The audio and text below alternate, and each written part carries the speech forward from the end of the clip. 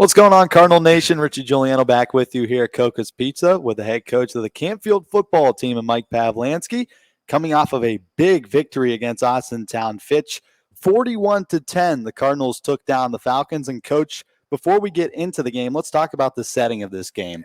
Bob Dove Field was rocking on Friday night. It was great to see both communities come out, support their local football teams. That was just such a great atmosphere for your football team to play in on Friday night. It certainly was, Richie. And, you knew both communities would come out because they were always supporting their athletics in their school systems. And, for our guys to play in generally a playoff atmosphere, that can only help us moving forward. Yeah, and I mean, your team right off the rip, you force a fumble, you come down, you score on a couple of plays, you give up a field goal, and then just like that, Mike Crawford punches it in from 4 yards out. Your team is up 14-3 in the blink of an eye, and that seems to be the motto for this team week in and week out. You have the early lead in every single game. That's got to be nice to see on the scoreboard. Yeah, and the reason we're able to do that is to credit all three phases of the game. Ben Pugh was called to duty for kickoff this week and did a great job placing his first kickoff. Zach was out with an illness, and then our defense forces a turnover on a second play, and our offense took it from there. So it was all three phases working together and complementing each other, and we were off and running. Now let's talk about this defense real quick. Austintown Fitch came in. They scored over 42 points in 3 of their games out of 6. You held them to 10, and in that second half, they only had 3 possessions. Right. Talk about this defense and how stout they were. Well, first off, credit to Wally Hurdley, our defensive coordinator, and his staff, Joe Ignazio, Dan DiGiacomo, and Cameron Terrashotti, for putting together a tremendous game plan. But it doesn't matter what type of game plan you put together. Your kids have to execute, and our kids execute at a high level all night long. And, if you said somebody was going to be held to 10 points, I'm not too sure I would have picked Fitch, to be honest with you. But our guys played really well from the get-go, and, it's a credit to them how hard they played to see the results that they had. So now we got it on tape that there's no excuses not to play like this the rest of the year. Now let's move over to the offensive side of the ball. My goodness, Mike Crawford, the senior running back, took 3 guys to get him down on each play. Just talk about the toughness of Crawford throughout the entirety of the game and how much he meant to this offense on Friday night. Michael's a great kid, and certainly we've known for years what type of runner he is and how strong he is. Up until Friday night, he'd been playing linebacker and sharing duties with Ryan Schneider at tailback. And, we made a conscious decision last Saturday as a coaching staff to say, hey, let's let Michael play the whole game at tailback. And we kind of removed him from the defense and put Nicola Coco in there and moved Drew Carosi down to a linebacker position from a safety position. And, obviously it worked out really well. And, Michael, the more he carries the ball, the more comfortable he gets in the ball game. And, certainly I think everybody saw that. And I thought it was a breakout night for Brock Lowry. Yeah. You can correct me if I'm wrong there. Throughout the season, he's been more through the air than he has been on his feet, and rightfully so.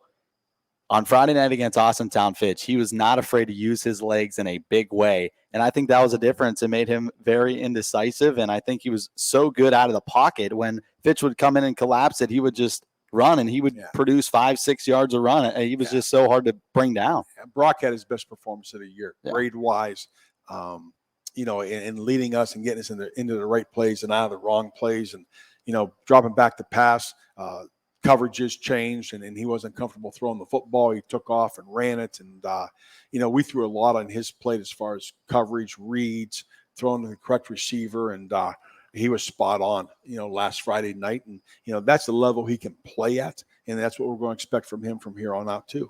And I thought the wide receiving corps did a great job as well. They were covered downfield a couple of times in that first half. Brock Lowry had all sorts of time. You could credit the offensive line, and the receivers always came back to the football, and they made some big-time catches on third down. Yeah, no doubt.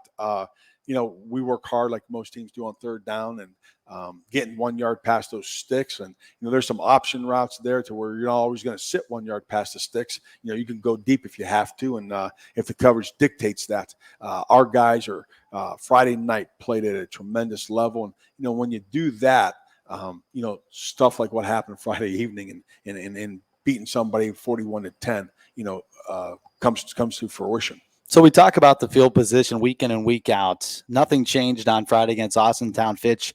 But the drives where you started inside your 30, you found a way to troll it 70-plus yards down the field and score twice. Talk about how well the offense moved the football on Friday. Our offensive line, took another big step Friday evening, Richie, against a really good Fitch defensive line and linebacking core. And, I think if my memory serves me correct here, we were 11 of 13 on third downs converting. And we talked about that all week long. The less Fitch has the ball, as dangerous as they were on offense, the less they have the football, the better off we're going to be. And our offense was where they were able to convert on third down and, keep us on the field and keep those drives alive. So your team controlled the second half, as we mentioned before, only 3 drives for Austintown Fitch. 41-10, you go into victory formation. What was that sideline like? Exciting, no doubt. It's great to see kids, accomplish things that most people don't think they can. And that's just a lifelong lesson. Hey, tell me I can't do something. If I really want to do it, we're going to put our nose to the grindstone and, we're going to go try and accomplish it. We may come short sometimes, but it's not going to be for a lack of effort. And to see our guys be able to celebrate a whole week of preparation and a dominating performance, it was a fun sideline. It was a lot of fun in the locker room. Yeah, I was going to mention that next. I mean, you talk about the team celebrating as a whole. You came in, you showed the youngsters some old-time dance moves there. How fun was that in the locker room? It was fun for me to watch. I don't know what you're talking about. It's not on film, is it? I was going to say, no, we didn't get it on film. That's not true. Yeah, no, that was a great scene to watch. Coach, moving forward, East is coming off a couple COVID problems. They haven't played in a couple of weeks, 1-4, but with Jane Jaffer coming in and doing the player profile, he emphasized respecting your opponent. Is that something that you're going to emphasize to your team this week? Well, we have, without a doubt. Respect your opponent because, when people don't respect you, you know how you feel. And you saw the outcome maybe last week of a little bit of disrespect. Yeah. And, we're going to respect them. They're dangerous. They've got a tremendous quarterback, 6'1", 190 pounds, can run. I think he ran for about 140-some yards against Boardman earlier in the year. We need to respect those guys and come ready to play because if not, a game's going to be close. And, if they're within one score of you, they can score on any play because their speed is absolutely tremendous. And Mark Asen, first-year coach there, is doing a good job. And, like you said, they've been out for 2 weeks, so they're going to be fresh. They're going to be ready to play. They're going to want to play. And, especially a team that's coming off a big win, they're going to look to, we're going to get their best punch.